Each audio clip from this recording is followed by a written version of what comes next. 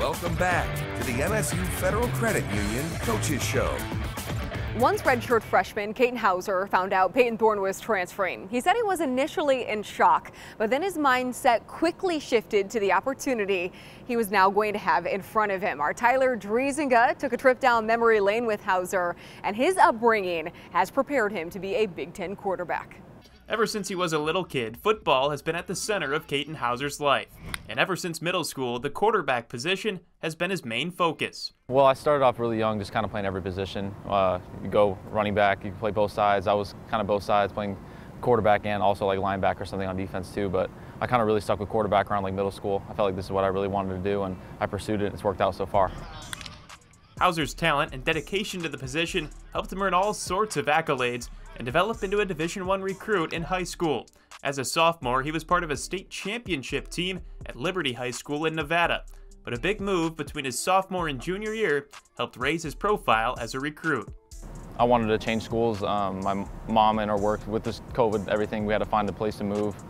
So we made the move to California. I was trying to look for a bunch of different schools, and I settled on St. John Bosco. St. John Bosco is one of the most high-profile high school football programs in the entire country. To give you an idea of the type of talent the Braves consistently feature and develop, just know Houser was one of 11 St. John Bosco players in his class who signed to play Division I football. What is it that makes St. John Bosco special and different from other programs? It's definitely the culture. I feel like we take football very seriously there.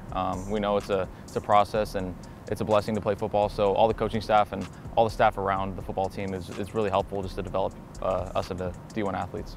Houser developed into one of the top recruits in California. He was ranked as a top 10 recruit in the state by Rivals.com and originally committed to Boise State before Mel Tucker and company convinced him to become a Spartan. What was it about the Spartan program that sold you on coming here?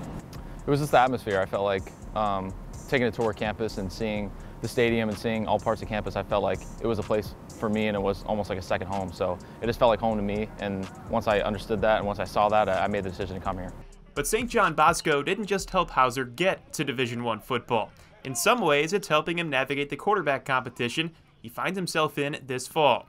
When Houser was a junior at St. John Bosco, he split time with a senior named Pierce Clarkson, another Division I recruit who now plays at Louisville. Did that experience of competing with and against Pierce kind of help you at all with the competition this fall? Yeah, definitely. I feel like I've been through it before.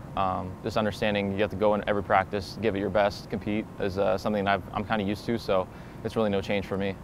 A four-star quarterback with a St. John Bosco pedigree, Houser was one of the key pieces of Mel Tucker's 2022 recruiting class. But even with his impressive background and preparation for the D1 level, there were still things Houser had to adjust to when his freshman year began. I feel like the biggest thing is the scheduling. If you're a D1 athlete, there's definitely a lot of things to schedule. Trying to manage school, trying to manage sports. You're always in here, meetings, all that kind of stuff is tough to manage, and I felt like it kind of took me a little bit to get used to the scheduling. I feel like the biggest lesson I learned is just to kind of take everything day by day. Don't really look too much into the future, kind of focus on what you have to do today. And our mentality is play the play. Just kind of focus on what's in front of you, be where your feet are. And those are all good things to remember during a quarterback competition. How sick are you of being asked about the quarterback competition? It's getting a little old now, if I'm being honest, but I'm kind of just trying to focus on what I can do today to get better. The questions may be getting old, but Houser understands why they're being asked. The competition between him, Noah Kim, and Sam Levitt has been the talk of fall camp, even if they don't talk about it much themselves. We're not really diving too much into like, oh, we're in a competition. We're kind of just going out and playing every day. I've said this before, but I feel like our mentality is to play our defense right now. In fall camp, we're focusing on beating our defense, so that's the goal for us. We're not trying to compete against one another, per se. The questions will continue right up to kickoff on September 1st. But for all the unknowns surrounding MSU's quarterback situation this fall, one thing is certain: Katin Houser has prepared his whole life to be a Division I quarterback. Now he waits for the chance to turn pedigree into playmaking. Confidence has been key for Houser this fall, and he says whenever his chance may come, Spartan fans can expect a smart quarterback with a big arm who can make any throw. It's a wide receiver's dream, and when we come back, we're going to go one-on-one with a player who is expecting to be the anchor of this position group in 2023. This segment is sponsored by Chopin. This segment is sponsored by MSU Healthcare.